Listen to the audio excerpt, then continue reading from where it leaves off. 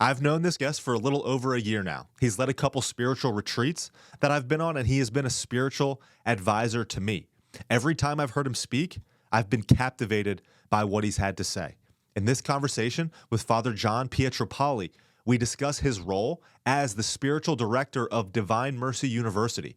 This is a university founded in 1999 by a group of psychologists who saw an immense need for an institution of higher education that incorporates the Catholic Christian vision of the human person with the science of psychology. This is a college where students can gain a master's in psychology or a doctorate in clinical psychology. In short, for non-educated people like me, they create Catholic or Christian therapists or clinical psychologists, which is countercultural given the psychological field is the highest percentage atheist of any medical field. We begin by talking about his background, his work at Divine Mercy University, and the human psychological need for God. And then, and I don't really know why, but I was inspired to ask Father P this question: what is the most important thing that the world needs to know right now? He answers with a simple but profound statement about the fundamental nature of Jesus Christ. This answer inspired me and has the power to inspire and help many better understand who and what Christ is and what it actually means to be a Christian. I'm of the firm belief that this is the back to basics idea that people are hungry for. It's the way to win back souls and the world for Christ. I've got the chapters in here for you to skip around if you want to, but I hope that you enjoy this conversation with Father John Pietropaoli. All right, Father John Pietropaoli, thank you for joining me today. Oh, you're welcome. Thank you. It's good to be here. Yeah. So, Father John, for those who don't know you, do you mind introducing yourself and letting people know your background, where you're from, how you became a priest, how we got here? Sure. Yeah, there's a lot there. So I'm from New York originally. A lot of people say, what part of New York? And I always say the good part, distinguishing from New York City. I love New York City, by the way, but I grew up about 6 hours north of New York City, near Lake Placid. So that's kind of the most famous nearby place. It's about an hour south of where I grew up. I grew up in a little town named Malone, New York, which is right on the border with Quebec. So if you go 7 minutes north, you're in Quebec. And I'm a priest with the Legionaries of Christ. I've been with the Legionaries of Christ since the year 2000. So I joined them after a couple of years of college and spent the next 12 years studying for the priesthood with the Legionaries. I was in Connecticut for a few years studying, and then I was in Rome, Italy for 2 years, and then I was back in the States for a number of years, and then I was back in Rome to wrap up my studies. And I was ordained in 2012 in Rome. And I'm currently stationed here in Northern Virginia at Divine Mercy University. So it's a university that the Legionaries run in Sterling, Virginia, just close to Dulles Airport. And it's a university where we're integrating the Catholic vision of the human person with modern psychology. So I teach in the spiritual direction program, which is one of the programs that we offer there at the university. And so we met, was it about a year ago, right? At a retreat at Our Lady of Bethesda Retreat Center in Bethesda, Maryland. Yep. Because one of the things that I also do is offer retreats, often based somewhat on the spiritual exercises of St. Ignatius of Loyola. I do a lot of those retreats. I think this was more of an Advent retreat, right, that we were doing. Yep. So we met there, and we've just gotten to know each other, and you invited me to come and speak for a couple hours about whatever I wanted to speak about. So What the world needs to know, what the right? world needs to know. Well, and I think one of the main reasons for that is because from our conversations that we've had, your experience with the Divine Mercy University, your experience also too with the Ignatian exercises. Every time I've heard you speak, I've been, really captivated by everything that you've had to say. So I'm excited to talk with you today. So can you go into a little bit as to, so the Legionaries of Christ started this university, started Divine Mercy University, and you mentioned that it's a Catholic integration of the whole human person. So can you kind of elaborate on that? Like, what do you mean by that? Sure. Yeah, it's a great question. So in the late 1990s, there were a couple of Catholic psychologists working in the Washington, D.C. area who knew each other, and they we're talking about the situation in psychology in general and therapy in the late 90s, where you had a worldview that, for the most part, was not even agnostic. It was very aggressively atheist. Many psychologists were completely closed off to the transcendent, you could say. And they said to each other, these two psychologists, well, how can you actually heal the human person or begin to try to heal the human person if we don't know who the human person is? And so they started to talk about this, and they came to the conclusion that actually the solution is to form future psychologists in understanding who the human person is. So created by God in the image and likeness of God, created good, and that's so important. We often take that for granted, I think, as Christians. God saw everything that he had made, and he saw that it was very good. But we really can't take that for granted. I mean, you read so many other creation accounts, and we could talk about some of those later if there's time, but so many of them would see the world actually not as fundamentally good, as fundamentally bad, or as fundamentally flawed in the human person as part of that flawed creation. We know that the human person's created good in the image and likeness of God.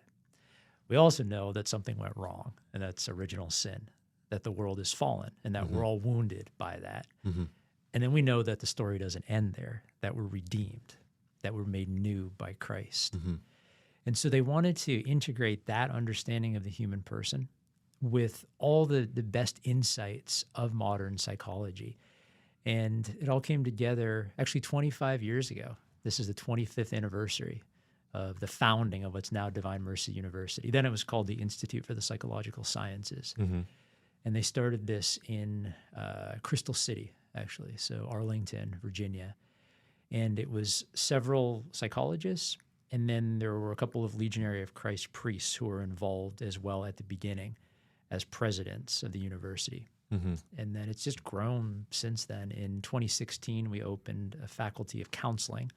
So now you can do a doctorate in clinical psychology, or do a master's degree in counseling, or do a master's in psychology. And then in 2019, we started a spiritual direction program to train spiritual directors. And then that year in 2019, we also moved from Crystal City to our current location in Sterling. And it seemed like great timing, except in 2020, COVID hit. So for a year, the building was basically empty, and we moved everything online. But then after COVID subsided, we were able to move in, complete the move, and we're out there in Sterling right now. Okay. So do you provide spiritual direction to the students at the university? And I guess given that these, training to be psychologists or training to be therapists are going to be counseling individuals, I don't want to say the spiritual direction is required, but I would have to think that it's a very important aspect of their formation as psychologists or therapists. Yes. It's not required, but it's available. Yeah. Let's say I'm one of the chaplains as well at the university, so I'm very available for that, because really spiritual direction is focused on helping someone grow in his or her relationship with God, in listening to God, hearing God's voice, and then responding. So there's always that call and response dynamic. And I think it's extremely helpful for everyone, certainly for those who are in a field like psychology, where you're responsible for helping others so deeply. It's especially important, I think, to be in touch with God, to be listening to God, and to be responding. Because, St. Peter says that the devil's prowling like a roaring lion looking for someone to devour. He is always at work. And I think especially in those who have some responsibility for others, whether it's as a parent of a family, whether it's as a business owner, whether it's as a psychologist, any kind of profession or vocation or calling where you have responsibility for others, Satan's going to be especially active, I think, in attacking. And so it's also important to build up our defenses against that, and spiritual direction can help to do that. It's interesting. I did a previous video on my channel about modern psychology, and how we're going through a period now where I think in the United States, the amount of people receiving therapy is at an all-time high, yet mental health outcomes, I guess you can say, or the status of mental health is at an all-time low for individuals and that's measured by the number of people on antidepressants, the number of children and adults that have anxiety, depression, disorders, those types of things. I went back in the history of modern psychology. It was, basically the father of modern psychology is Sigmund Freud, and he was an atheist. And interestingly, and I'll find the source and I'll put this in the notes of this show, but the most atheistic medical profession is psychology, which I thought that was really interesting. So I want to touch on that a little bit, and then we'll continue on. But how important? I mean, I guess, how do you treat an individual? It seems as though when it comes to psychology and when it comes to psychotherapy, when it comes to our psyche, there's a lot that's tied up spiritually and mentally, right? So, and you talk about the spiritual exercises with Ignatius of Loyola, and he talks about almost like the day-to-day workings of the enemy and also God within our lives. But it does seem as though there's a lot that is tied up and interwoven with mental health and spiritual health. So how would you treat, I mean, I guess the question that I have for you, maybe you don't know the answer to this, but like the question that I have for you is, how would you treat an individual who is in need of psychotherapy without belief in God, without the spiritual aspect of things? Yeah, I would say you could ameliorate the condition to a certain extent, but what you can do is limited. So there's a quote that is attributed often to Carl Jung, who is a psychotherapist, a disciple, you could say, of Freud in many ways, although he criticized Freud, I think, in very important ways. And he has a phrase where he says something like, and this is a paraphrase, but it's something like that at their root, if you go down deep enough, all psychological problems are ultimately spiritual problems. And I think it's important to qualify and to say what he really meant by that and what he didn't mean. So it doesn't mean that in their immediate genesis, all psychological problems are immediately spiritual problems. Maybe somebody who was terribly abused, let's say, obviously, that's going to be kind of the immediate genesis of all sorts of psychological problems. But ultimately, what he's saying is that deep down, what gives us resilience, no matter what we've faced, is a sense of meaning, of ultimate meaning. And if we don't have that, I think the effects of psychotherapy are going to be somewhat limited. You can probably do some triage if someone is suffering from PTSD. I mean, there are techniques that can help them to calm down, obviously. Just the awareness that somebody is sitting across from me, listening to me, who cares about me, that can be extremely healing initially as well. So those are all things that can be done regardless, I would say, of one's relationship with God or vision of the transcendent. But ultimately, I think there does have to be a grappling with the question of ultimate meaning. And the extent to which someone is going to find purpose, ultimate purpose and healing, I think will come from that. And so there has to be an integration at some point. And I think, all the best psychotherapists would actually recognize. I think of like a Viktor Frankl, for example, would recognize that. Yeah. I mean, Viktor Frankl is an individual who was captured by the Nazis, a Jewish psychologist who was captured by the Nazis, put in Auschwitz concentration camp, forced to work, was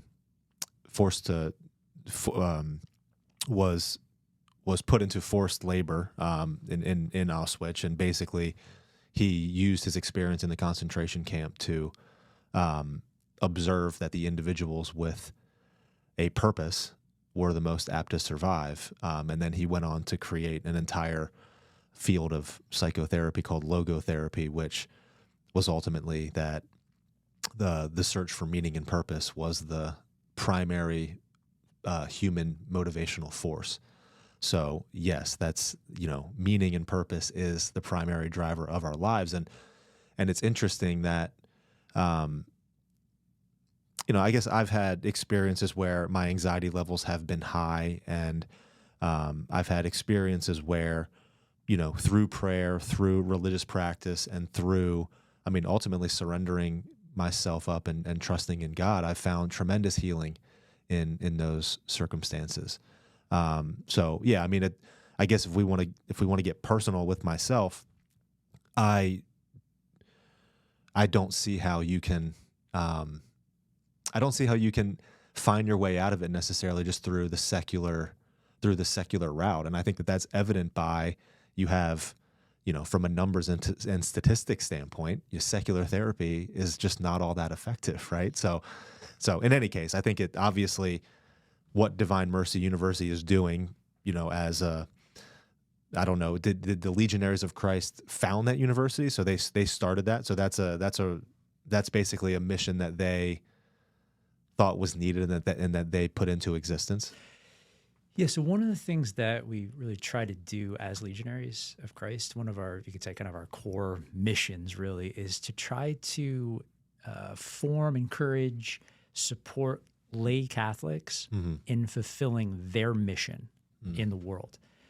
So, I mean, as we know from all the teaching of the Church, actually, but as clarified particularly in the Second Vatican Council, that the lay Catholics, so the vast majority of men and women who are not priests, who are not nuns, not monks, who are living in the world, that there's a special call from God given to lay Catholics, lay Christians, to build up the kingdom of Christ in the world. So to bring the good news of Christ, bring the gospel into the everyday world, the world of academics, the world of sports, the world of business, the family world, and the world of psychology would be part of that.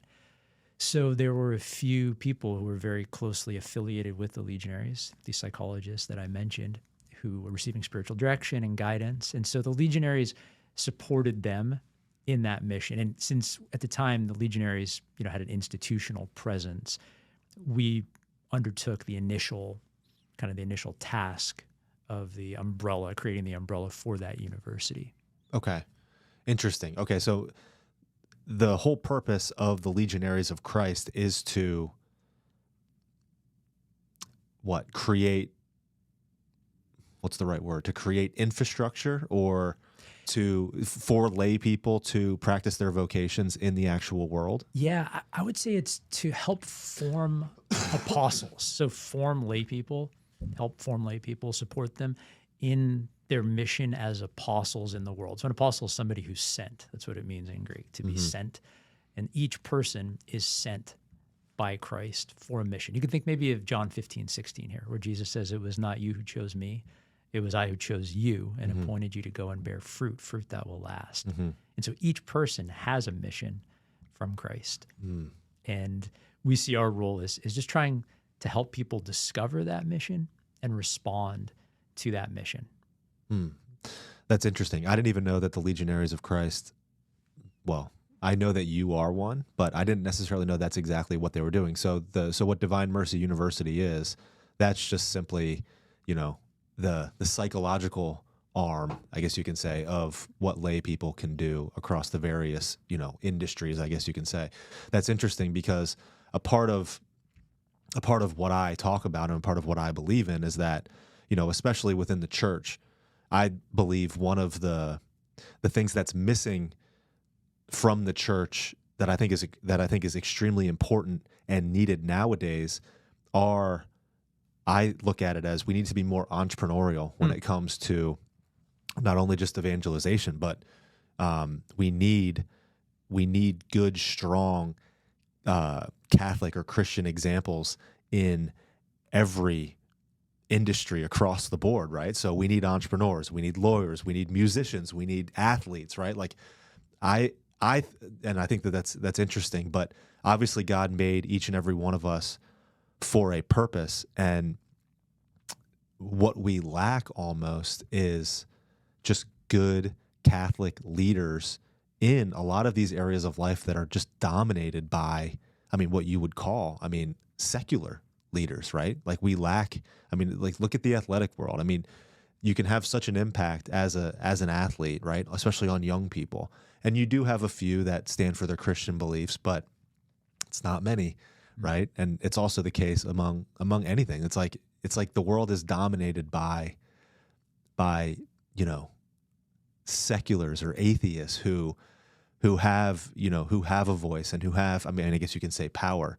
Um, we need more Catholics that are invading the culture. Such a good point. Yeah, we need witnesses. Yeah. I mean, the original Greek word for witness is martyr or martyrios in Greek. So we think martyr, we think usually somebody who dies in a bloody way for the sake of Christ. Right. But actually, originally, martyr just meant witness. Now, in the early years of Christianity, the two coincided. If you were a witness for Christ during the persecutions in the Roman Empire, you probably would also be physically killed. Yeah. But we're all called to be martyrs in that sense. Yeah, I'm so glad you brought that up because it's so true in all the different fields of endeavor. It's all good. It's all created by God. Actually, I was thinking about this the other day. So I like to do a lot of trail running. I've really gotten to love trail running. And so I was out early one morning and I forget, I just read something in the news. I forget what it was, but kind of the weight of the world and the evil of the world. You see all of that. And it was just a beautiful morning. And the sun's coming up, it's coming through the trees. And it was just like God was saying, hey, you see all this? This is all mine. I made all of this. It's all mine. And it just made me reflect on what you're talking about now, actually, how we're called to do that. This world is Christ's. And we're all called, each in our own way, wherever God's put us, wherever he's planted us, but we're called to, with the right word, we take back this world for Christ, stand for Christ. In the world. Yeah. Yeah. And it seems as though that's, I mean, especially what I do on a daily basis is, I'm going through the world of politics, of culture, of, I'm seeing all of these things that are happening out there in the world. And sometimes it can be hard to see that the world was created to be good, and especially that people were created to be good in it. And it weighs on you. It can weigh on you. But what would your advice be to us or to those people who just look out in the world and just see all the bad and the evil that seems to just be prevalent and just seems to be what the world is? I mean, it's hard to not think that way, Yeah. I can just share what's been helpful for me and actually what hasn't been helpful for me. Maybe that would also be helpful. Yeah. So one of the things I think to remember is that Satan, the devil, he's the father of lies. That's one of his names, one of his titles. And so in that regard, he's always what you might call maybe clamorously meretricious. He's always saying, hey, look at me. Look at what I can do. Look at how showy and flashy. Look at how powerful I am. And he's been doing that ever since the beginning. I mean, I think John Milton has a great depiction of this in Paradise Lost. After Satan's thrown out of heaven, he's lying in the mud. He's literally lying in the mud in hell. And then God says eventually, all right, Lucifer, you can stand up. He gives him permission to stand up. Lucifer can't move until God gives him permission to do something, to stand up. But as soon as he does, Satan starts shaking his fist at heaven and saying, God, I'm going to take you down. Whereas, God's just looking at him like, well, you can't even move unless I give you permission to move. That's kind of the way that the devil works. He's always clamorous. He's loud, calling attention to his activity, to his work. Whereas God is quiet for the most part. I mean, think of Elijah in 1 Kings 19 when Elijah's in the cave and he's expecting to hear God in the world, in the storm, the fire, the earthquake, and he doesn't hear him in that. It's in the still small voice. That's where he hears the voice of God, or how God creates in Genesis 1. It's so interesting. He doesn't destroy things. He doesn't tear things apart. God just speaks, let there be light. Let there be water. Let's separate the water so that there's dry land. So I think that's important to remember, that the devil is always going to be trying to draw our attention to his partial victories. And it is true. He does have partial victories. But whereas God is always trying to draw our attention back to his ultimate victory. And so what's been less helpful for me is when I focus on those partial victories of Satan, when I'm reading too much secular news. And I'm not saying we shouldn't do it, but we just need to be aware. If we're constantly taking in a diet of bad news, for lack of a better word, it's going to affect us. And so personally, I find it very helpful just to really be asking myself a lot. Am I reading more secular news than I am, say, the Word of God, for example, in the Bible? What am I focusing on? Where am I looking? What am I feeding my soul with? Yeah. Do you think it's important, not important, but do you think that it's necessary to cut ourselves off completely from the things that are going on? So I'll hear, various people say like, well, no, I know reading bad news all the time is obviously bad for you. So what you should do is you should just not pay attention to it because, you feel most at peace, I guess you can say, when you're not paying attention to all the bad and the evil things that are going on in the world. And I can definitely see that. But I guess my pushback on that is always like, here's where I would say, perhaps it is my responsibility, especially since I'm a husband and I'm a father, to know about what is actually going on in the world. And there's a burden that comes along with that. Like you sacrifice internal peace because you perhaps have to keep your nose in things that you don't necessarily want to keep your nose in, so that you can remain aware, so that so that you're realistic, I guess you can say, about what's going on in the world. So you're not operating from a naive perspective. So do you think that there is obviously, do you think that you should shut off yourself completely, or do you think there is merit in kind of what I said, as far as like, especially as a husband, as a father? Like, I guess I feel as though I do have some responsibility to know about the things that are going on. Like, I can't just put my head under my pillow and pretend like nothing's going on. I feel like that's not what is best for my wife and kids. Yeah, you bring up a really good point there, because I think there's something in all of us that we desire peace, and we desire kind of a total absence of conflict to some extent. And so there can be a desire to kind of try to create almost like a palisade around ourselves, or a stockade, where we're exempt, or we're safe from the evil in the world around us. Now, the problem is that the evil actually ultimately isn't somewhere out there. The evil's right here in each one of us. Yeah. Alexander Solzhenitsyn's famous phrase from the Gulag Archipelago, after he spent years in a horrible concentration camp in Siberia. He was wrestling with this question of, how is it possible that human beings could do this to other people, and these Soviets, these Russians, who are doing such horrible things to the prisoners in these concentration camps. But he said, ultimately, I came to realize that evil wasn't somewhere out there. It wasn't just in the guards in the concentration camp with the atrocities they were perpetrating on me and on the other prisoners. He said, ultimately, that the evil was in here. And he said the line between good and evil runs down the middle of every human heart. So to that point, we can't just kind of set up a protective palisade and hope that everything goes well. Secondly, I would say it's just important to pay attention to where this leads me. So when I read about the evil in the world, when I am taking in this bad news, so to speak, for lack of a better term, where is it leading me? Is it leading me to pray for those who are suffering? Is it leading me to ask, is there anything I can do to alleviate this in some way, in my own small way or large way, whatever it might be? Is it leading me to that, or is it just leading me to anger, frustration, rage, despair? And if it's leading me to the latter, doesn't mean I need to necessarily stop reading the news or taking in the news, but maybe I need to readjust a little bit and just ask, okay, well, what can I do about this? And it might not be a big thing. Maybe it is just prayer, but prayer ultimately moves mountains in the supernatural realm as well.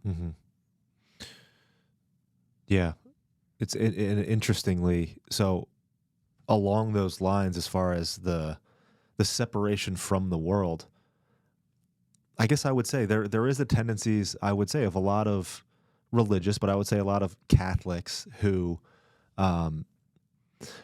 almost feel as though, how do I say this? So almost feel as though like you should separate yourself from the world, if that makes sense, because it's like, why get involved in politics? Why get involved in the culture when it's like, we know who wins in the end, right? So you don't worry about that stuff. You know, it's not like you worry about yourself, but it's like you protect your family, you protect yourself and your family and your marriage. And um, there's a number of, you know, and I know that there's the debate between homeschool versus Catholic school versus public school. And you have, you know, a large number of people who believe that, you know, kids should never go to, you know, any school outside of their, you know, outside of their family. So they believe that homeschool is the most effective way of doing things. I can see the benefits of homeschool, but I'm one of those, our kids go to the diocesan Catholic school. And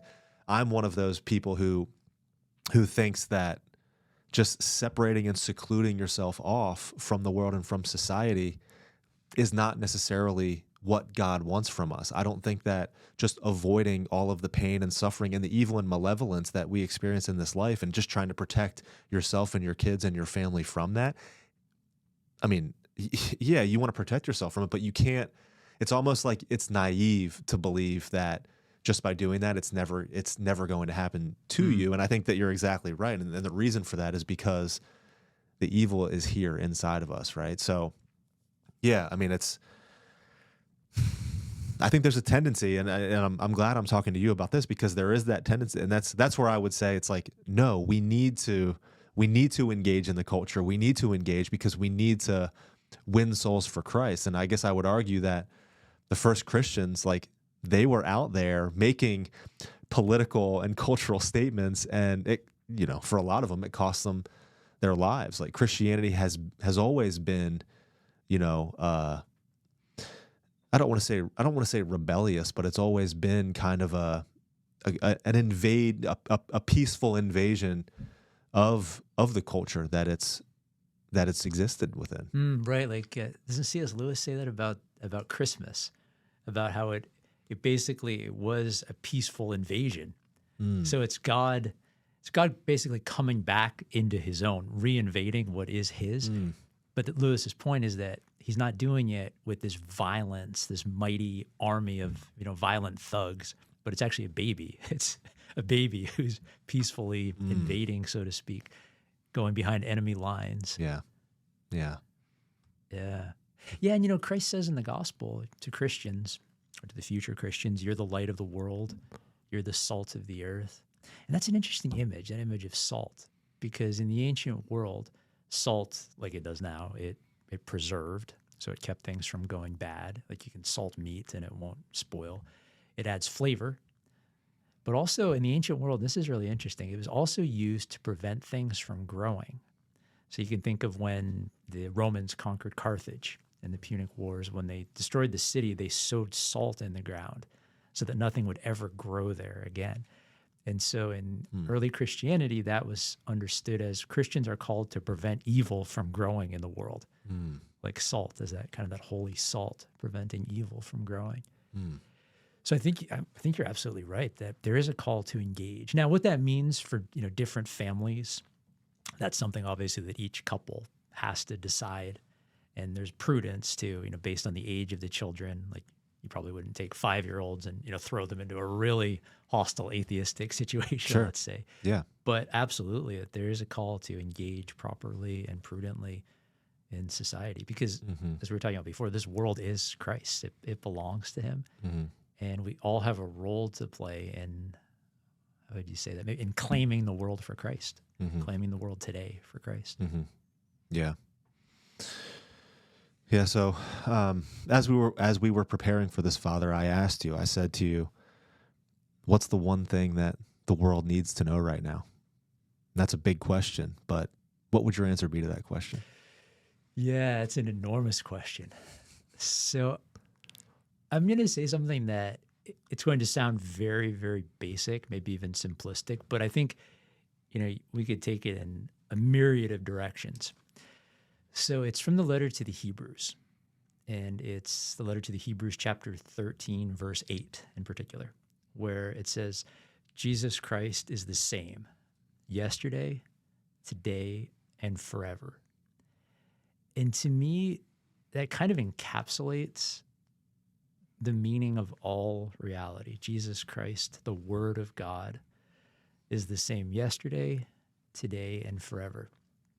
So we were talking about this, I think, about a month ago. We were talking about how the word logos in Greek, which we often translate as word in English, which is a perfectly acceptable translation, but it's got all these different meanings. So in the Gospel of John, he uses that word logos. In the beginning was the logos. In the beginning was the Word, and the Word was with God, and the Word was God. He was in the beginning with God. And then throughout his Gospel, St. John will use that word again and again, the word logos, to describe Christ, to describe Christ's action. So it can mean word. It can mean communication. It can mean speech, conversation, like what we're doing right here. It can also mean creative reason, which is interesting, how God, in the beginning, how he brings order out of chaos in the first chapter of Genesis. So it can mean that intelligibility of God, or intelligence of God that brings intelligibility to the universe. It can also mean story. And I think that that's a fascinating way to look at this, because it goes back to what we were talking about before with, all the mental illness and the anxiety and the spike in anxiety and mental illness in our society today. A large part of that, if you go down deep enough, again, not necessarily in its immediate cause, but in its ultimate cultural cause, is that we don't really have a story anymore. We've forgotten our story. We've lost our story. The dots don't connect, we could say, in our lives anymore. And what St. John is saying there, what Christ is saying through St. John, is that actually God himself is the story. So think of John chapter 1. In the beginning was the story, and the story was with God, and God was the story. Or there's another line in John chapter 8, which I love, where Jesus says, if you remain in my word, remain in my logos, you will be my disciples, and you will know the truth, and the truth will set you free. And if we translate that as story, if you remain in my story, you will know the truth, and the truth will set you free. Or Hebrews 4:12, the story, the word of God, the story of God is living and at work. And I love to think of it in that way. Jesus Christ, the story of God, story of salvation, the word of God is the same yesterday, today, and forever. That I'm part of this story, which ultimately is good. Now we'll all have to go through hell in one way, shape, or form in this life. But the story itself is good. And it always has been, and it always will be. So that's kind of at least an initial response, I would say, to your question. Yeah. So I think that going back to the first chapter of John and understanding Christ as the Logos, or as the Word of the Father, as the Word of creation, as this creative reason through which all things came into existence. I think that this is a critical point in understanding Christianity. And I also think it's also something that we've gotten away from. It's like we've gotten away from, just at the basic level, at the fundamental level, like this is who we're talking, this is what we're talking about when we're talking about Christ, when we're talking about Jesus. We're talking about the Logos. We're talking about that creative reason, that intelligence that kind of runs through all of creation. I've made the joke before that science studies the intelligibility of the universe. Science is Christian because ultimately science studies Christ. Yeah. But when we look at Christ in that way, what we're talking about, we are talking about something universal, because we're talking about the way that all things, creation, living things, came into being. And when we're talking about Christianity, we're not just talking about a religion as modern people understand religion. What we're talking about is a fundamental way of living that you must align yourself with. And I always use this term. It's almost like a law of living, or like a law of behavior consistent with the law of gravity, right? It's like the law of gravity exists, and we can choose to violate the law of gravity if we want to. And if we abide by the law of gravity, it allows us to live and thrive. If we disobey the law of gravity, it results in us getting hurt or even death if we Right. severely violate the law of gravity. I don't believe Christianity, as we use the term Christianity, I mean, again, the original Christians, they were called Christians by the Jews and the Romans at the time to identify them.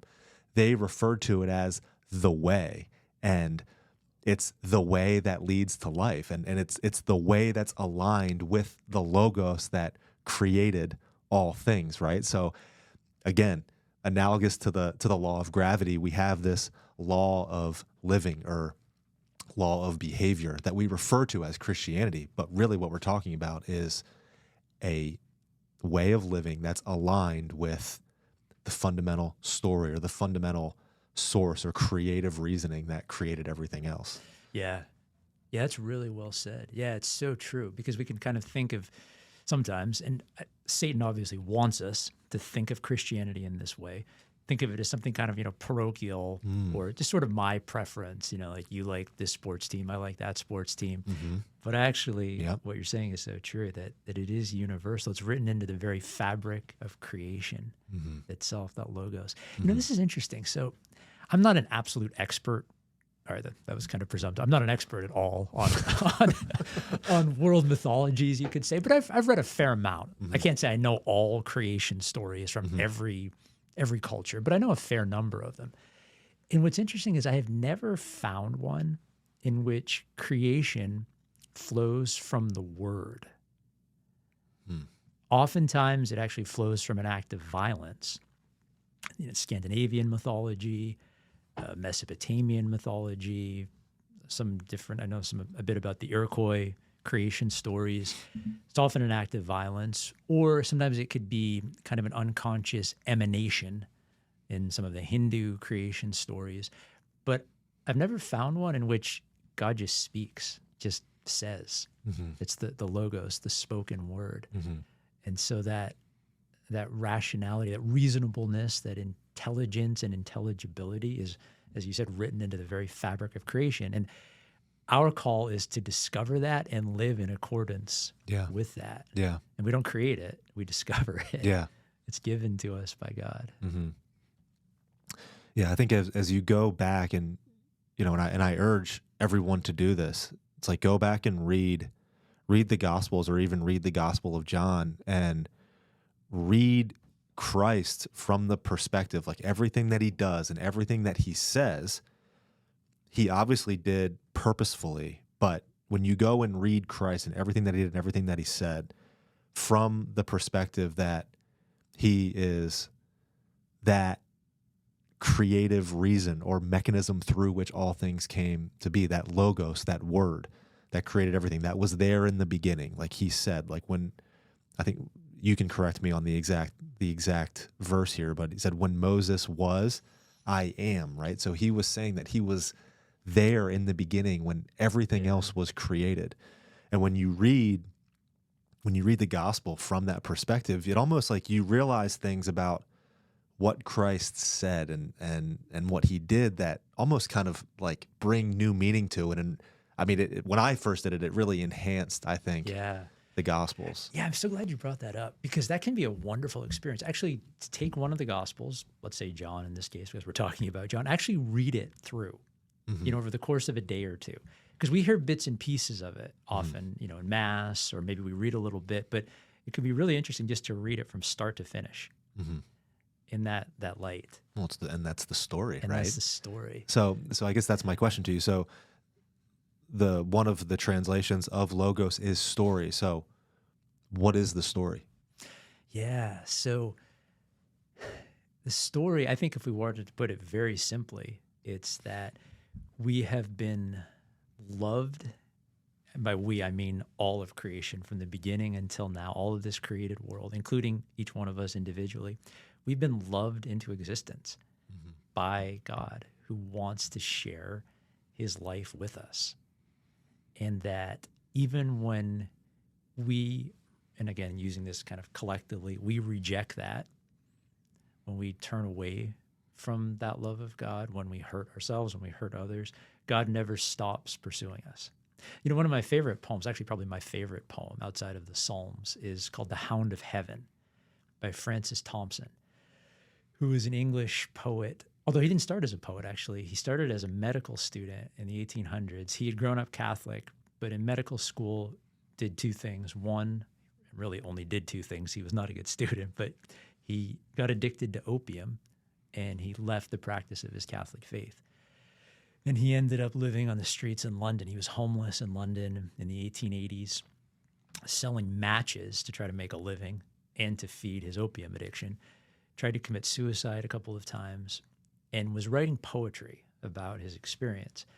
One of his poems was discovered by this couple, this Catholic couple actually, who were trying to help struggling young poets. And they found him on the streets. They got him off the streets.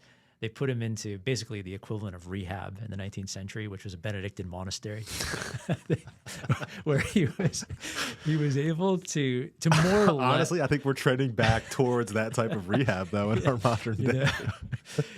He was never completely able to overcome his opium habit, but he got it under control at least. Mm-hmm.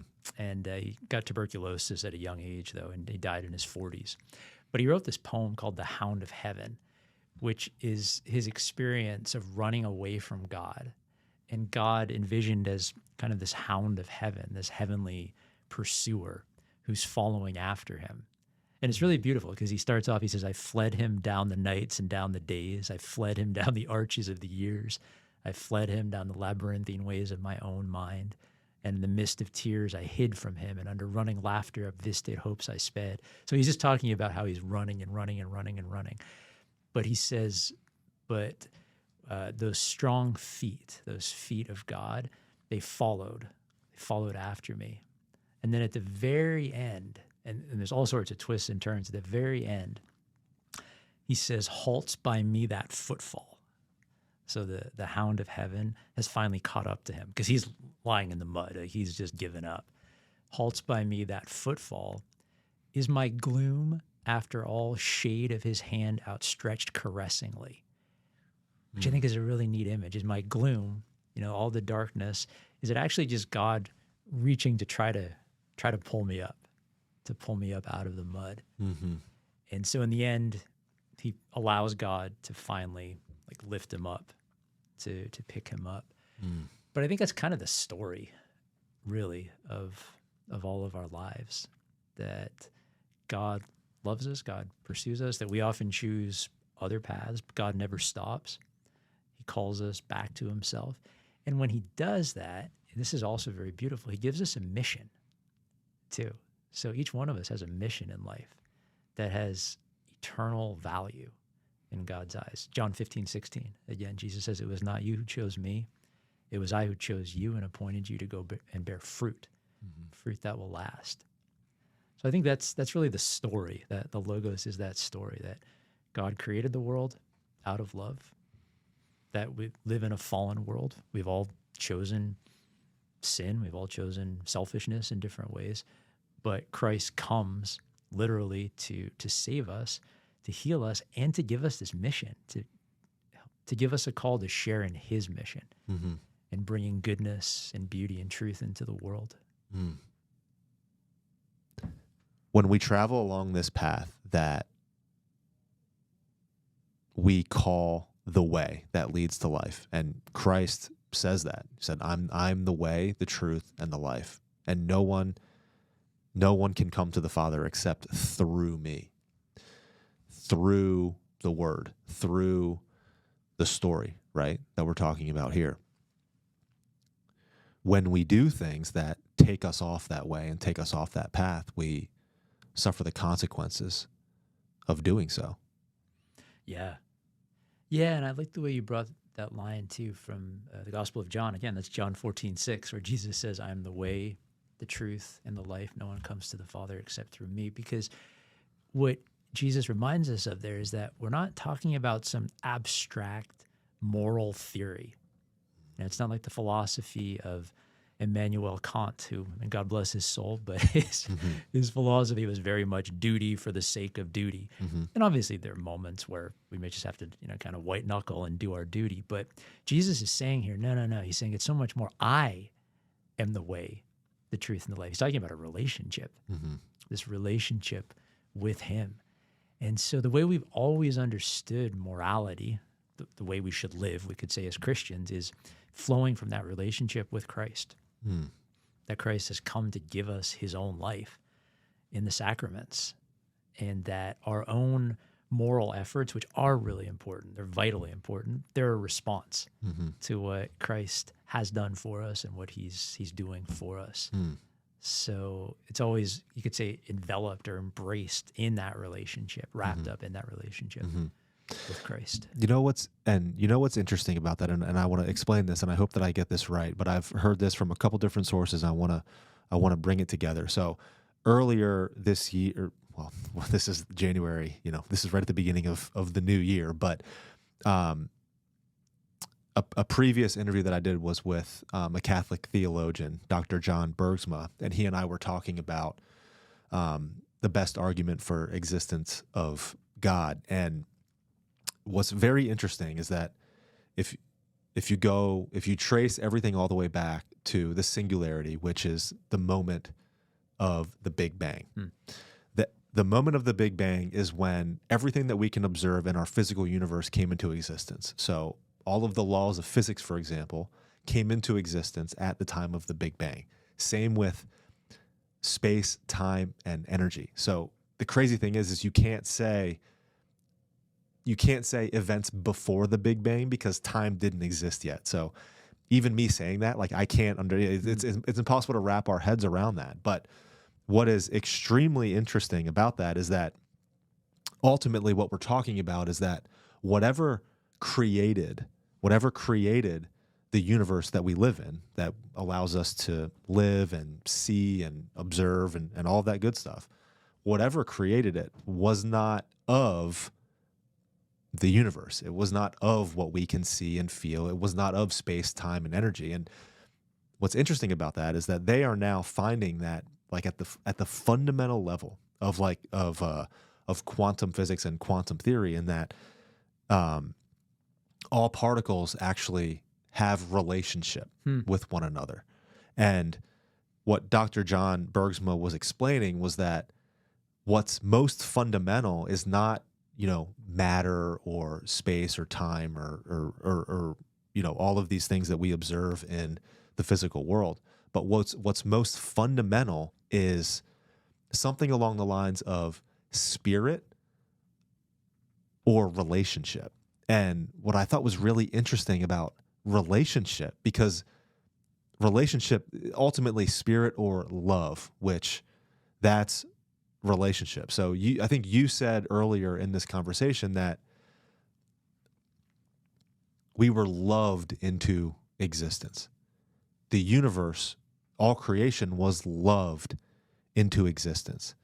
And I also heard that in the gospel series that Jordan Peterson is doing, they talk about how this fundamental stuff of the universe is not anything physical or matter, or those things that I just described, but it is relationship. And it's love, it's relationship, it's spiritual, and then they tie that into the Trinity, which I thought was like really, really interesting, because, and I don't even totally understand it, but basically connecting those dots from kind of multiple sources here, and then just trying to understand that, well, it's really just making the point, and I want you to then take it from here. But it's like what I just thought was really interesting is that just the fundamental stuff of the universe and of all human life is love and relationship. That's what exists fundamentally. That's what brought everything else into existence. And when we talk about relationship and that fundamental aspect of things, like, there's the Trinity that sits right there, which is ultimately the fundamental relationship, right? Like, I don't know, isn't that interesting? Yeah, that's so amazing. Yeah, you see that when you were talking. I was just thinking about the book of Exodus in chapter 3, when Moses meets God in the burning bush. And it's really interesting because Moses, first of all, he sees this bush that's burning but not consumed. And so he says, let me go over and investigate. What is this? I've never seen anything like this. This bush is on fire, but it's not consumed. And so he goes, and God speaks to him from this burning bush. He calls him by name, which is really interesting. He says, Moses, Moses. And Moses takes off his sandals, which is a sign that he's on this holy ground. He realizes, I'm in the presence of divinity here, of the transcendent.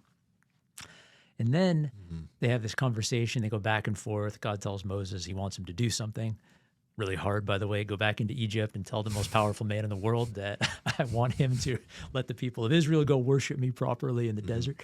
But Moses says to God, what's your name? And this is so interesting because if we go back to Genesis 32, I believe, where Jacob wrestles with God. He spends all night wrestling with God in this wrestling match. And then at the end, Jacob basically pins God in a sense. And he says, what's your name? And God says, why do you want to know my name? In the ancient world, in the biblical world, if you knew somebody's name, it gave you a certain power over. Power isn't the right word because we understand power in a very specific, often Marxist way today, I think. But it gave you a certain claim maybe on that person. It basically allows you to categorize. Yeah, there you go. To categorize. person, Yeah, exactly. And so God says, why do you want to know my name? And then God says, actually, I'm going to change your name. I'm going to give you a new name, Jacob. And that's when he calls him Israel, which means wrestling with God or contending or striving with God. It's interesting now going to Moses. When Moses asks God, what is your name? God tells him, but he gives him two answers. So the first one is the famous I am, which is what we were talking about, subsistent being itself, not one more being in the universe, but the reason that anything exists. So utterly transcendent, just absolute divinity, transcendence, being itself. I just am. Not I am this or that. I just am. I am who I am. So there's that. And then he says, I am the God of your fathers, of Abraham, Isaac, and Jacob. So utterly transcendent and absolutely personal. So that the transcendence and the love, you could say, coming together, their relationship in God. And that would remain a mystery in many ways, kind of waiting for an answer, waiting for fulfillment until Jesus. And then in Christ, we see that. We see the fulfillment of that. Because this is really interesting. So, when God says I am, it's Yahweh in Hebrew or Yahweh, but you really can't pronounce it. It's consonants. It's very difficult to pronounce literally. And then, of course, figuratively, it was so holy that only the high priest could say it once a year in the Holy of Holies. And supposedly he would go in with a rope tied around his ankle. So if he died in there, they could drag him out without having to go in. So it's unpronounceable, that name of God, that I am. But yet we know that God is also the God of Abraham, Isaac, and Jacob. So there's this intense relationality. So how do we hold those two things together? It's in Jesus. So Jesus, Yeshua in Hebrew, means Yahweh, this unpronounceable name, saves. God saves. So God is merciful. He's a savior. He wants a relationship with us. And Jesus is the incarnation of that, the reality of that made visible and present to us. Yeah, so, excuse me. One of the things, and like how you just said, like in that time, knowing somebody's name basically not gave you power over them, but it allowed you to categorize them so that you could identify them. You could put them in this box, and then you had control, right? It's like a method of controlling, whoever you're naming or identifying.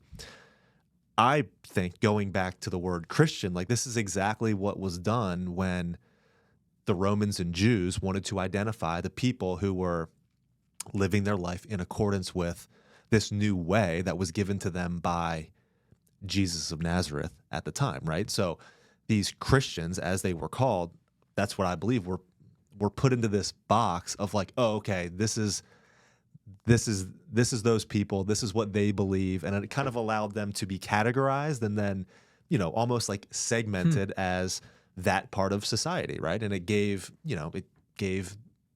that categorization, kind of allowed people to identify them, and like, this is what you're going to get from that group of Like people. you got Red Sox fans, you got Commanders fans, you got Christian. Exactly. Exactly. But I think that's where we are now, right? Like, it's like, I'm Catholic, or I'm this, or I'm that, like, as far as the different denominations go. But ultimately, what I think that's gotten us away from is like that deep mystery of who God really is and who ultimately Christ really is, right? Like, and that's why I love going back constantly to Christ as the Logos, because no, we're talking about something universal here, and these different, and this is where I don't want to get in trouble. I mean, and maybe you can, keep me on the right track here, but this is where, if we're talking about a universal way of living for all human beings, yet we have these almost like categories of denominations. I think that, we use the term Catholic, which means universal. And I think ultimately that's what we believe, right? Like, we believe that, we believe what we believe to be the truth, right? The universal truth of creation. But can't you see how the different names and all the different denominations and different categorizations that have been made, and it's not just within Christianity, it's across all of the different religions, can kind of get us away from like what we're actually aiming at, like what we're actually talking about? That's a great point. Yeah, and two thoughts about that. So one is, this is interesting. The early followers of Christ in the early years of Christianity, to use that term, they would often call themselves theophores, which in Greek means something like God bearers. Okay. Almost like tabernacles, right? Like those who bear the life of God, carry the life of God within them, which is kind of interesting. Again, I'm not saying we're going to go back to that or theophores, but that's who we are. That's what grace means. Maybe I'll start referring to myself as that from now on, a theophore. That's pretty funny. Yeah, that's good. I think they were they were intuiting what you're talking about here. They were getting at that reality. And then the second is that maybe it's this both and reality as Catholics, as followers of the Lord Jesus, that God does always ask us to try to hold multiple truths together. So one God, three persons. One God and three persons. Not three gods, one God, three persons. Or Jesus, one person in two natures. So not two persons, one person, two natures. Or the Blessed Virgin Mary, mother and virgin together. Or the Catholic Church, holy, bride of Christ, and made up of us sinners at the same time. And and you touched on that earlier with the burning bush, Right. right? On fire, but not consumed, right? Right, absolutely. I am totally transcendent, yet totally personal, right? So and that does speak, the paradox does speak to the mystery of God. And so along those lines, we do, as human beings, we do name.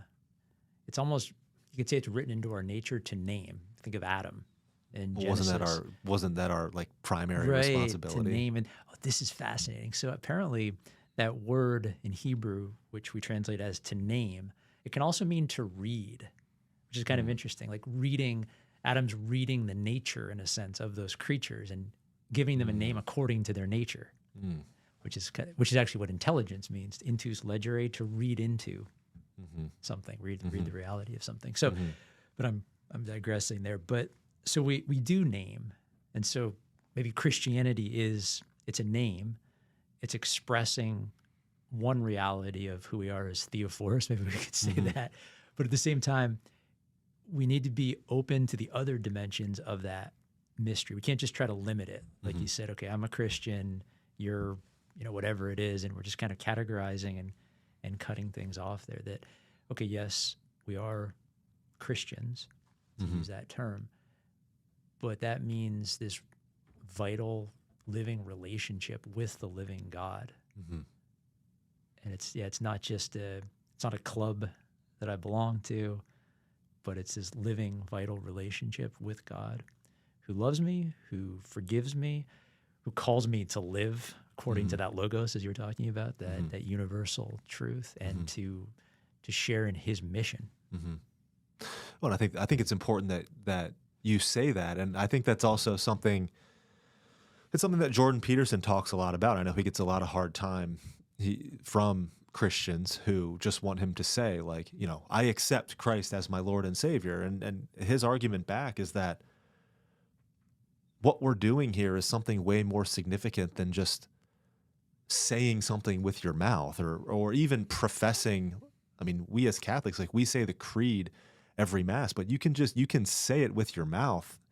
But if your way of living, or if your heart, or if you're not all in, what is it? What's the point? I don't know. Like, you're just saying it to go through the motions. And that's where it's like, I think there's a lot of people that they kind of, it's almost like you have to have that relationship first, and then the other things start to make sense. I don't know if you know what I mean? Like, it's almost like, if you don't have reverence for God, then why would you show reverence when you walk into a church, right? And I think that ultimately, and I think this is, if we're talking about, kind of evangelization today, I think that, I mean, we're at a point where we have to help people understand. And I think that, maybe that's something along the lines of what we're doing in this conversation, helping people recognize what we're talking about when we're talking about God, helping people understand what we're talking about when we're talking about Jesus and who Christ is. It's like, when people say, you need to have a relationship with Jesus Christ, I don't think people really understand what that means. I think that they think of it as, think of it as like a natural physical relationship. Like, I have a relationship with you, yet we're talking about, a dead guy on a cross. It's like they can't add that up, right? Yeah. It's not, and it doesn't make sense unless you understand that Christ is the Logos, right? Yeah. Yeah. You bring up a great point there too, because there's so many different ways to God, paths to God. I remember I don't remember this personally, but I've read about this in 1996, I think. Peter Seewald, who's this German journalist, interviewed Cardinal Ratzinger. And Seewald was a fallen away Catholic. So he had been a Catholic, but wasn't practicing his faith anymore. And something like a agnostic atheist. He said he hadn't really decided, but he was somewhere in that field. So at one point, he asked Cardinal Ratzinger, later Pope Benedict XVI, of course, he said, how many ways are there to God? How many different ways are there to God? And he thought Ratzinger was going to say, there's only one way, and it looks exactly like this, and these are the steps that you take. And he said, Ratzinger thought for a moment, and he said, there are as many ways to God as there are people. And he said, and let me clarify, he said, obviously, Jesus is the way, the truth, and the life. And like the Acts of the Apostles says, there's no other name under heaven by which we can be saved except the name of Jesus. But he said, because Jesus is God, he's big enough, so to speak, to actually embrace all the different ways that people take and to turn them ultimately to himself. So they're different. For some people, it might be more intellectual. And that's an important grappling that we have to do. Is this true or not? Let's actually, let's talk about that. Let's wrestle with that. Yeah. For others, maybe the beginning of a relationship with Christ is more through acts of service to others. Yeah. Love for others. For others, it might be beauty. I don't think we've talked about this book before. One of my favorite novels is Brideshead Revisited, Evelyn Waugh's Brideshead Revisited. And that's actually the story of someone who comes to a faith in Christ largely through beauty, through an experience of beauty.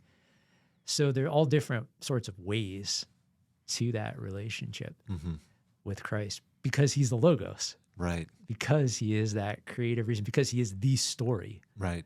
The ultimate story, and all our stories find their place in that story.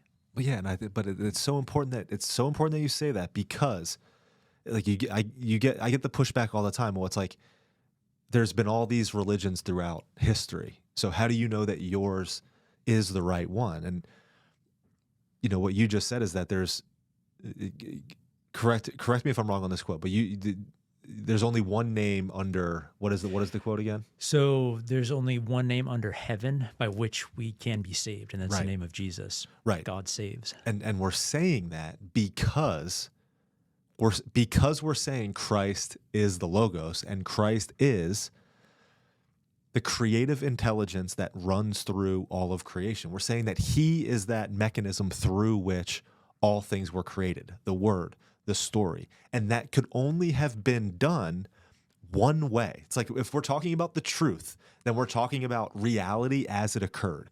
And what we're claiming as Christians, I'll use that word, as Christians, is what we're claiming is that the one way that all of this happened, the whole universe, everything that was created, you and me, whether it be, if we want to use the word evolution, like if we want to trace evolution all the way back to the time when living things first showed up on this planet, to the time when all of the different planets were created and this one was able to support life, all the way back to the events at the Big Bang, whatever happened at that moment and before, whatever existed before, what we are claiming is that this is the way that it happened. And if we are correct, then what we're saying is that there is one way to live and there is one way to be saved, which means, and I think clarifying this language is important, but when we're talking about being saved, what are we actually talking about? Again, correct me if I'm wrong, but we're talking about orienting our lives completely toward our Creator and along the lines and aligning ourselves completely with this way of life that has been revealed to us from the very beginning. Yes. Yeah. Like Jesus says in the gospel again and again, follow me. Essentially, that's his command. Right. Follow me. Right. That's it. Just follow me. And then obviously there are many things that are implied in that, but the fundamental command is follow me. Follow me, mimic me, imitate me. Mm-hmm. And why is that? Why do we do that? We do that because he is the Logos, because he is ultimately the source of reality. And when we align ourselves with that, that is precisely how we can live and thrive in this world. So I've made this joke before to kind of I guess, I hate to use this word, but to kind of troll, I guess, people who, disagree with me as far as, the importance of Christianity, right? But I make the argument, if we believe Christ is the Logos, then the trees are Christian because they live and they fulfill the role that they have been made to live, and they contribute to this world as they're supposed to, as God created them to do so. They're theophores. Yeah. Exactly. And when you look at it this way, everything that you see out in nature, every created thing fulfills its purpose. The difference between us and a tree or us and any other, non-human being is that we have been given this, I don't even want to say opportunity, but we have the right to not live in accordance with this way of living. Right. We have that freedom there. Right. And it's an opportunity. It's an opportunity, but I think it's a burden. Yeah. Right. It's a burden. We have the burden. And I want to key in on something you said too about Christ, about following Christ, imitating Christ. In the Second Vatican Council in Gaudium et Spes, which joy and hope is what the name means, which I think is very relevant for our modern world. Mm-hmm. Joy and hope, about the mission of the church in the modern world. Mm-hmm. There's a number in there. I think it's number 24. Might be number 22. But in any case, somewhere around there, it says that Christ fully reveals man to man himself and makes his supreme calling clear. That Christ fully reveals who we are and makes our great calling clear. And he can do that because he's not just one more good example to imitate. He is truly man and truly God. Mm-hmm. And so, yes, he does give us good example to imitate, but he's so much more than that. Mm-hmm. He actually gives us the power to live in that way, the ability to live in that way. Mm-hmm. Yeah.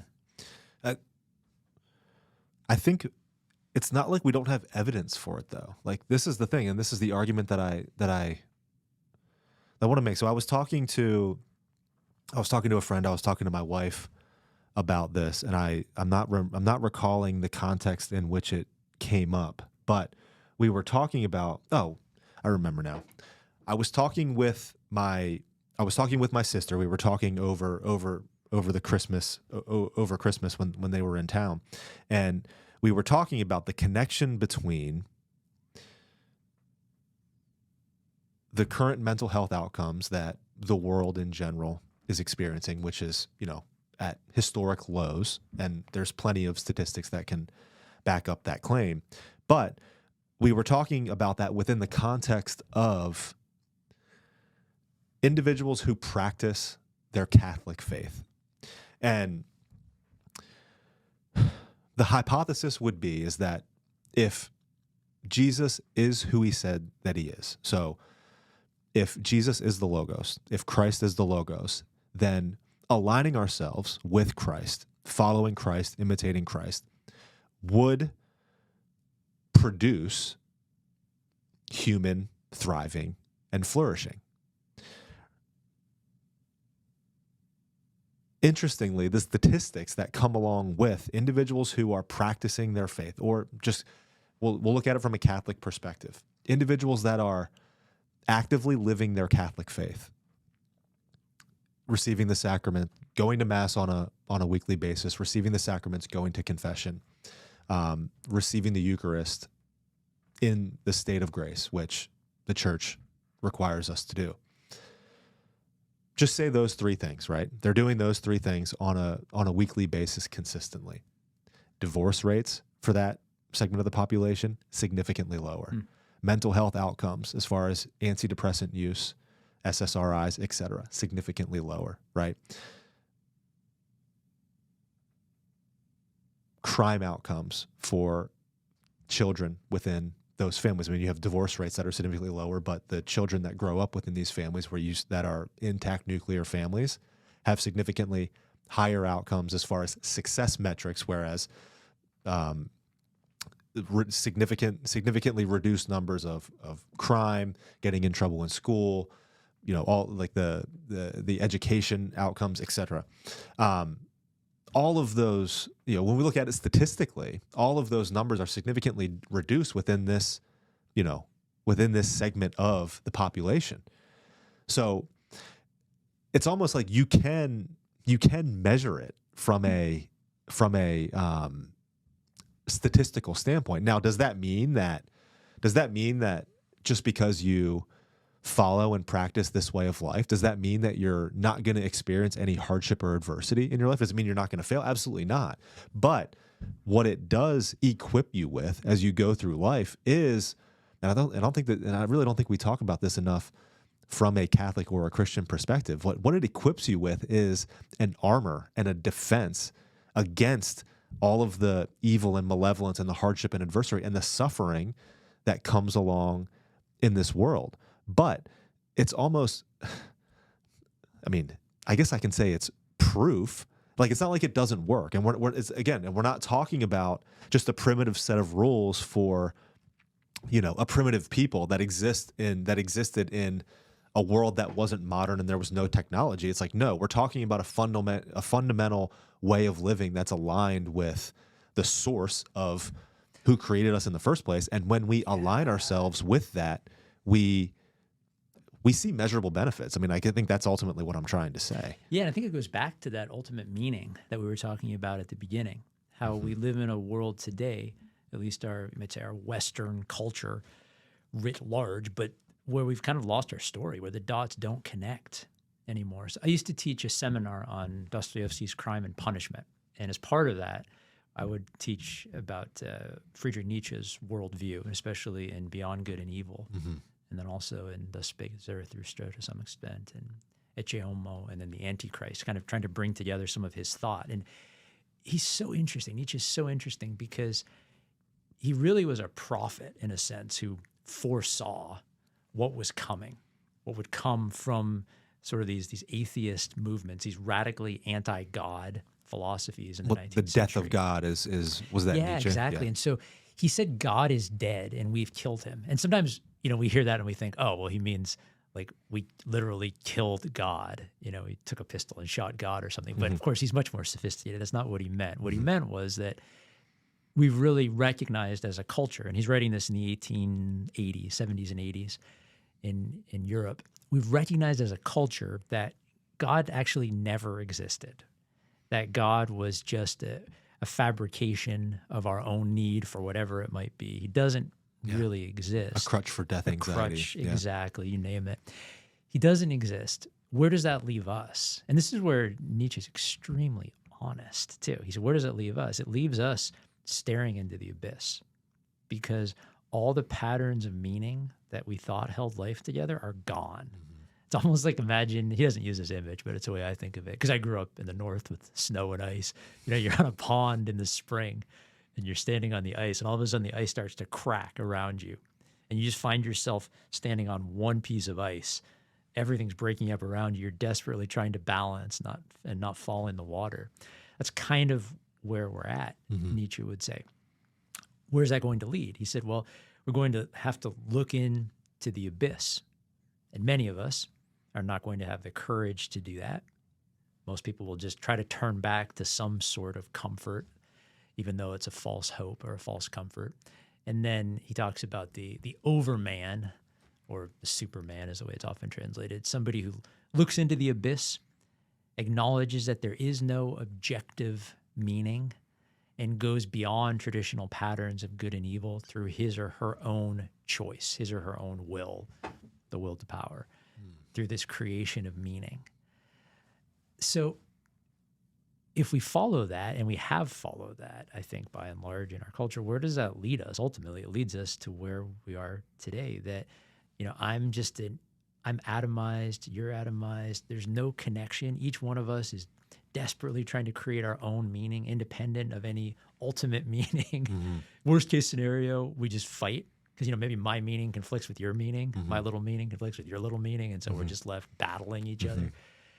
And I think that you see that in what we're talking about here with the anxiety, the mental health crisis. It's not that following Jesus, being a theophore, following the Lord, it's not that is an absolute shield against mental illness. I mean, there's saints whose pictures are on the wall of our chapel at Divine Mercy now in Sterling, and each one of those saints is a patron of mental health. And they all suffered great adversity in their lives. But what they had, as you said, was this armor, this ultimate meaning, this resilience in uniting their suffering to the suffering of Christ that really allowed them not just to survive, but also to bring new goodness into the world. That's just so interesting. Just one example. So Saint Josephine Bakhita, she was a girl in the Sudan in the late 1800s. She was kidnapped by slave traders from her village, and she was sold to some of the Arab overlords, you could say, in the Sudan. So she was African, but the slave traders and the slave owners were largely Arab, apparently, and they sold her multiple times. She was so traumatized by this, she actually forgot her own name. She never knew her own name. And the slave traders gave her this name, Bakhita, which means apparently fortunate one or blessed one in the Arab dialect of the Sudan. So they gave it to her as a mockery, like this little slave, fortunate one, just tortured horribly by different slave owners. Eventually was bought by the Italian consul in Khartoum. He and his family brought her back to Italy. And I think she was a young woman at that point, early 20s. And she was freed in Italy. She became a nun, a Catholic nun, and dedicated her life really just to teaching, to caring for the poor. And now she's a canonized saint. And she said, they named me Bakhita as mockery. But she said, actually, I am truly blessed because now I know Christ. I've come to know Christ. And all of that horrible suffering, as horrible and wrong as it was, yet God used that to bring me ultimately to Italy and to know him and to love him. And she was famous for her kindness to others and for her care for the poor and the sick. So she was able to do that, to bring that new goodness into the world. Do you think that that's ultimately what, like one of my good friends who is a priest, his name is Father James Serby. We also had a conversation together. He said Jesus didn't come into the world to remove suffering. He came into the world to redeem suffering. And do you think that and I think that that's where a lot of people, and that's where a lot of people can kind of misunderstand, I think, what thriving and flourishing means, because it's like we think what it means is comfort, joy all the time, happiness all the time, like uninterrupted happiness, uninterrupted comfort. When in reality, that's not what human thriving and flourishing is. what human thriving and flourishing is something along the lines of redeemed suffering and overcoming. It's not just overcoming, but it's kind of like you just mentioned with that example. It's you becoming a saint through the adversity and suffering that you've experienced in your life. It's like the book of Job. God permits these certain things to happen in order to ultimately build you up into the person that he made you to be, right? It's like what the church has to offer is that equipment and that defense and that armor in the face of the suffering, the hardship, the adversity, the malevolence that you will inevitably experience in your life. It's not a matter of those things not coming, or it's a matter of even when you align yourself along this path, what you're doing when you're aligning yourself on the path is putting yourself in a position to where you can become the type of person that can withstand, that can remain stable in the storms. I guess you can say that you become the type of person that can handle it properly. Ultimately, is what we're talking about, right? And is that a better definition of human thriving and flourishing? Yeah, I think that's a great way to put it. Yeah, and that has repercussions, obviously, in this life, but also in eternity. It's really interesting when Jesus dies on the cross. So one of his 7 last words is, we often translate it as "it is finished." But it's really interesting in Greek, in the original Greek, it's tetelestai, which is related to the word telos or teleology. And it means much more, it's finished like, whew, that's done. Mm-hmm. It's finished like it's accomplished, it's fulfilled. My mission is fulfilled. Mm-hmm. It's like St. Paul would have said, I fought the good fight, I finished the race, I kept the faith before he gets beheaded. So on the one hand, you could say, well, that didn't work out humanly too well for him because his life ended. But from the perspective of eternity, what matters is to fulfill that mission. And it has effects in our lives, in the life of those around us, but also in eternity, in heaven, that our uniting our suffering to Christ, our still choosing to be theophores, let's say, to follow Jesus in suffering, that's also bringing great goodness into the world. So it's almost like it's reaching into heaven and drawing heaven into the world now. Yeah, with that eternal perspective. Yeah, I love in the sorrowful mysteries of the Rosary. It's the paradox, but the fruit of the mystery of the crucifixion is salvation, right? It's like you are saved by that, by what is that? Like what are you saying? I mean, so ultimately, when we talk about the story, the purpose for which Christ came was to be crucified, right? Was to suffer and die on the cross. Yeah, and rise from the dead and ascend into heaven. Right. Yeah, and open up heaven for us. Right. Yeah. Right. And that was the purpose of his life. Like that was his mission, right? And when we talk about the story and we talk about imitation, obviously Christ came into the world. He had a specific purpose. Everybody has a specific purpose, right? But again, it does not mean that the pursuit, the carrying of that cross, right? If you are to come after me, you should pick up your cross and follow me, right? It's like,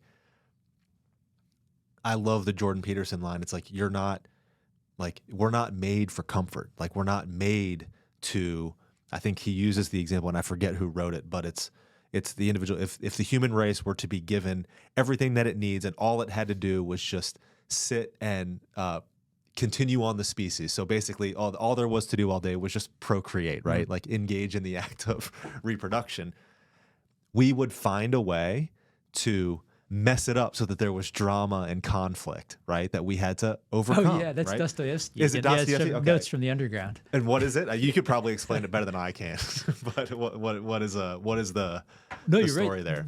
What you just said, yeah. That if we had everything that we thought that we wanted, so pleasure, unlimited food, unlimited sex, just everything that the human person, in the fallen state thinks that would make us Believes that happy. they want. Yeah, Right. yeah, thinks If they we, want. if Yeah. we had just that for a couple of weeks, no responsibilities, no work, basically we'd start just tearing things up and making a mess. Yeah. Just to get some change, Bring have in something some hard, adversity, something something hard that we to had to overcome. fight against. Yeah. Yeah. And that Yeah, we're absolutely. not made for comfort. We're not made for things to be easy. Like we're made for adventure. We're made for Yeah. mission. And we're made to endure and overcome the suffering that we experience. And, there's I've talked about this before, but it's extremely impactful. But a guy that I really like is his name is Alex Hormozy. He's an entrepreneur, so he does kind of just entrepreneurial content that I really like. But he used the example, and I thought this was really good. He's like, if you wanted to create the strongest human being that you possibly could, and you could choose the environment that you put that human being into, right? Like just pretend you have a fishbowl and there's a human being that you have a controlled environment, and your responsibility is to make this human being as strong as they could possibly be. Would you give that human being the easiest life that it could have? Like, would you or would you introduce some adversity? Would you introduce hardship that it had to overcome? And every single one of us knows the answer to that question. So it's like there's always the question. It's like, well, why does evil exist, or why does God allow these things to happen, right? And I think that kind of speaks to the answer to that a little bit. It's like, well, it's almost like he says to Job, like, where were you when I, created the stars and created the universe? Like, who are you to question how this universe was made, right? There would be no hero. There's no hero stories without some type of hardship or adversity to overcome. There's no drama in this world. Yeah, there's a great line in that regard in The Lord of the Rings. So toward the beginning of The Lord of the Rings, Gandalf explains to Frodo what this ring is that Frodo has, this ring of power, the ring of Sauron, and that Sauron, the Dark Lord, is rising again, his power is increasing. And Frodo says, I wish it need not have happened in my time. It's kind of like all of us, right? This is the worst time. It's never been as bad as it is now. Yeah. So he said, I wish it need not have happened in my time. And Gandalf says, well, all right, so do I. So do all who live to see such times. But that is not for them to decide. All they have to decide is what to do with the time that's given to them. And, the story unfolds that Frodo, this apparently weak little hobbit, comfort-loving hobbit, kind of overweight, actually ends up going on this great quest into Mordor to destroy the ring. But he decides what to do with the time that's given to him. And I think that's so important because it is easy to complain. And yeah, there are lots of problems in the world. There always have been. There are problems that are specific to our age. Like every age has its own struggles and evils. But what we have to decide is what to do with the time that's given to us. And it is going to be hard, but it's going to be worth it. Yeah. So speak to that a little bit. Do you think that we've been talking about suffering, and obviously every person goes through their unique forms of suffering. Do you believe that there's kind of a hint as to each individual's mission that they can derive from the things that they suffer from? Yeah. Yeah, very often there does seem to be an indication of someone's mission through that suffering. I'm just thinking, for example, a lot of psychologists have been through very difficult experiences, or someone that they know and love very deeply has been through that, and that's led them to decide to dedicate their lives to that. So I think certainly, no suffering is wasted. Jesus says in the Gospel of John, in John chapter 6, in the loaves and the fish, the miracle of the loaves and the fish, he tells the apostles, gather up the fragments so that nothing is wasted. And I love that image because it's true with God. Nothing is wasted, and no suffering need be wasted. And so there certainly can be a link there, I would say. Yeah. Do you think that there's a lot of wasted suffering in our world today?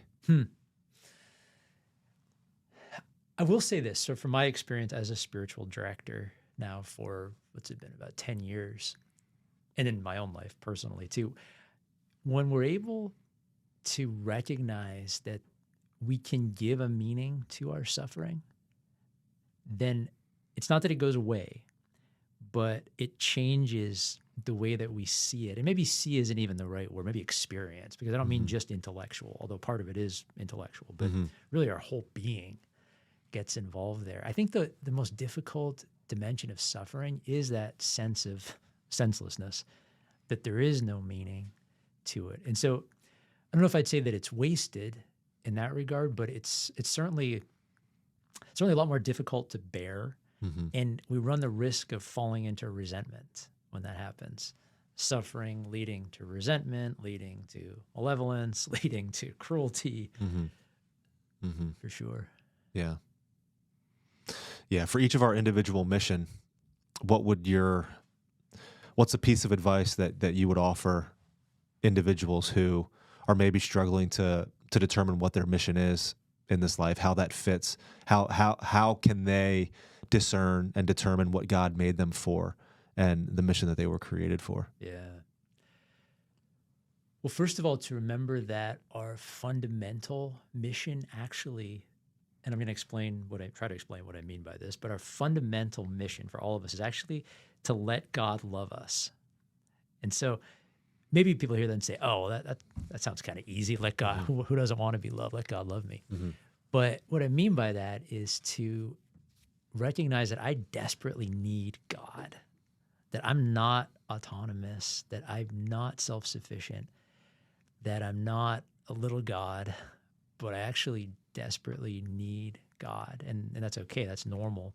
In the book of Genesis 2:7, God creates Adam out of clay, which I think is such an interesting image. It doesn't say God created Adam out of iron or granite, but clay, which is fragile. It's crumbly, and it can be molded. It can be shaped. So fragility, needing God, is actually written into our nature. It's not a result of sin, because God created Adam before sin, obviously. So that I'm fragile, I'm dependent, I'm needy, I need God.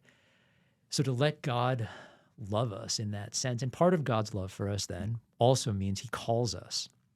He calls us out of ourselves. He calls us to follow him. He calls us to live as he calls us to live a moral life. He calls us to bring goodness, not evil, into the world. So just to remember that that's actually our fundamental mission, is that just to let God love us and to respond to that love. And then I would say, kind of more practically, just focus on what can I do today?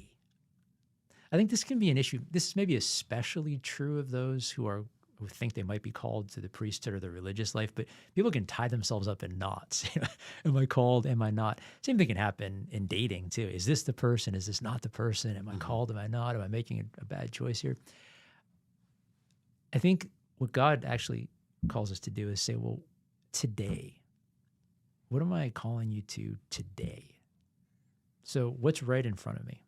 Who has it given me to love and serve today, right here? What's the good that I can do today? And I think as we do that, day after day, that compounds. And then, if we aren't already in sort of a more definitive mission, that mission will become clear. So pay attention to what's God putting in front of me today, and then what's he putting on my heart today? I mean, you were sharing a little bit earlier about your own foray into this world of social media and to bringing God, bringing Christ into the world in this way, and how it's something that God really put on your heart. And my guess, you didn't say this, so correct me if I'm wrong. My guess, it was kind of incessant, right? Like it just kept coming back again and again. For years and years. years. I mean, okay. It was something that I tried to tamp down and be like, no, like I'm not doing that, whatever. But yeah, I mean, it was something that just kept coming back over years and years and years until finally I was like, okay, I can't, I have, it's almost like I felt like I had to do it. Otherwise I was going to, feel significant regret for not doing so.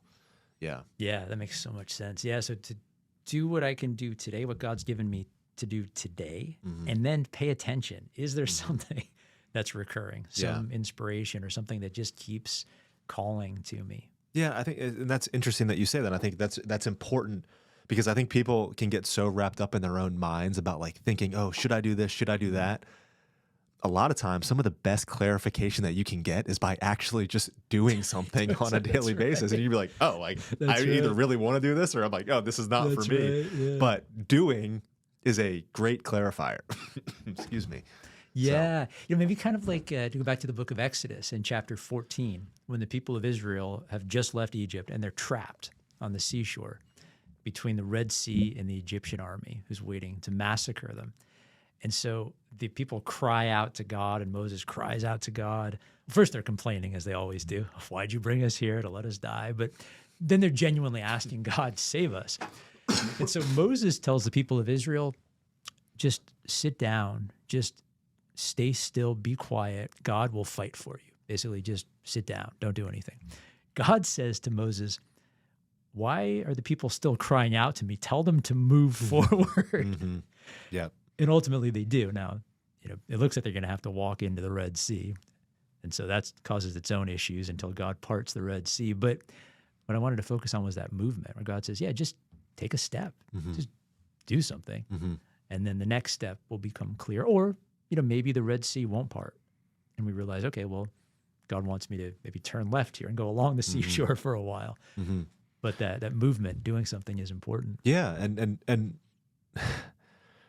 this is not, and I think that's important to clarify, because what we're talking about, when we're talking about who God is or what God is, we're talking about reality itself. So you aligning yourself with God and doing the work that God made you to do ultimately means that you're aligning yourself with reality. And I think what a lot of people think that God is some type of magical grantor of wishes in the sky that says like, oh, if I say I believe in you, now please give me all of these good things. Like, that's not how reality works, because when we're talking about God, we're talking about reality, right? So I think you have to participate in reality in order for, I don't want to use the term like get answers from God, but I think it's participation that I think is the important word, right?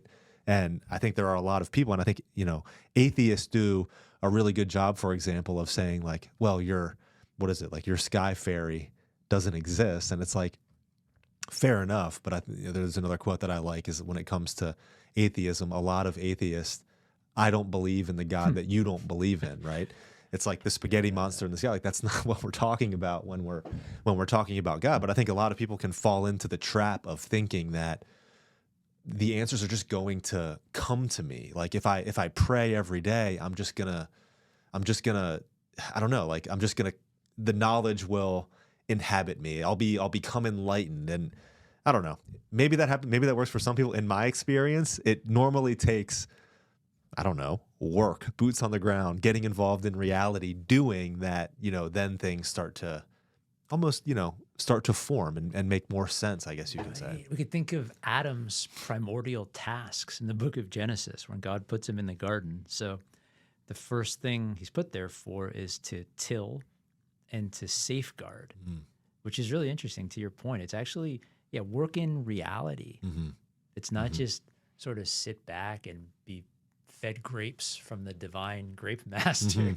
It's actually, we have a role, we have a mission, we have a part to play in this. Yeah. Maybe it's like, your kids are still little, I imagine, right? They're still probably under 10. Yeah, my oldest is 10. 10, okay, yeah. But so he's getting, or she is getting to that, he's getting to that point now where you want to see more and more, what's the right word? Like interdependence, maybe, where like you're still a relationship, but you want to see them actually see your son growing and developing his own talents and abilities. And becoming more of who he is and going off and doing things on his own. Yeah. And that's what good expressing parents, more of his interest. Yeah. And that's what good parents are like. And obviously every good parent is just a reflection of God, of the ultimate fatherhood of God. And that's what God shows us with Adam and Eve in the garden. Yeah. And so to your point, that's so important for each one of us, just to move. Yeah. Move and do. So I like that. I like that second piece of advice. So just focus on what you need to do. And really in the present, right? So in the present moment today, it's like do the next right. thing, right? I guess you can say, and Yeah. then just see where it goes from there. I think that's really important. I think one of the biggest things that has impacted my career, if we speak professionally or just from a career standpoint, is being input focused, which means like I'm a little crazy about it. Like I have 10 inputs that I call them that I make sure I'm doing on a daily basis. And, it ranges from things like waking up at a certain time, going to bed with my wife, which is one of our marriage priorities. It ensures that I'm doing the work that I need to do on a daily basis. Like, for all the people that follow me on social media, publishing a video every day is one of my inputs. But did I pray today is also one of the questions that I ask myself. Did I lead my wife with love, my kids with love, etc.? But basically the whole point is that I'm focused on what I'm doing, the little teeny tiny things that I can control on a daily basis, right? And there's just those little inputs that, again, if I execute them day in and day out, I consider that remaining on the path. Now, an important aspect of remaining on the path is my spiritual life. So kind of a weekly input that I have is, did I receive the Eucharist, right? Because that means that I'm in the state of grace, and that means that if I've gone to confession, I need to go to confession, et cetera. I'm making sure that I'm practicing my Catholic faith on a weekly basis as well, because of all of the reasons that we just talked about. I consider that a very important priority that I need to be doing on a daily basis. But what I've found by just being daily input focused is that that's my goal, right? So that's my goal every single day. And then as long as I do that every single day, I almost kind of, the way that I think about it to myself is I just then let God take care of the rest. And wherever he wants to lead me is where I'll go. Now, do I have kind of, certain expectations or targets? Like, yeah, I have things that maybe I can cast out. It's like, okay, if I do this over the course of the year, maybe I can expect these types of things, but I don't attach myself to those outcomes necessarily, because what I found is that I significantly underestimate the power of, consistency, but also I underestimate the power of God and what he can do if you just align yourself and participate every single day, right? Yeah. It more so ends up way better than I ever expected it to. Kind of like your 5 loaves and your 2 fish that get multiplied Yeah, far more than you ever could have imagined. totally. Yeah. Yeah. Yeah, it's so important what you're saying there, because Jesus says in the gospel, seek first the kingdom, and all these other things will be added Given to you besides. Yeah. St. Teresa of Avila, she said, the devil's trying to get us to live in the past or in the future. In the past, with regrets, recrimination, in the future with worry about the future. But the only place we can actually choose to love God and love others is today, in the present. Mm-hmm. Yeah, that's good. That's good. Living in the present. Well, Father, we've gone for almost 2 hours now. Wow. So I think I know time flies, right? It does. It always goes faster really than I expect. This. Yeah, me too. So did I. Well, thank you for joining me today. Is there any place that you want people to be able to find you, or is... Yeah, I really don't have a social media presence. I would say if people are interested at all in the integration of psychology, counseling, and Catholicism, to check out the Divine Mercy University website, or if anybody's interested in learning more about being trained as a spiritual director as well. So we do offer spiritual direction training at Divine Mercy University. Okay. And that's actually what I teach. I teach in that program. Okay, great. So what I'll do is I'll put a link to Divine Mercy University in the description of this video, so people can find it there. But yeah, that's great. I mean, I hopefully that this isn't the last conversation that we have together. I really enjoyed this. So likewise, we didn't even talk about Dostoevsky much, did we? I know. I feel like we scratched the surface of a number of different topics that I think we could go deeper into. But I think this was a great first conversation, and then we'll do more. So thank you for joining me. Thank you. Thanks.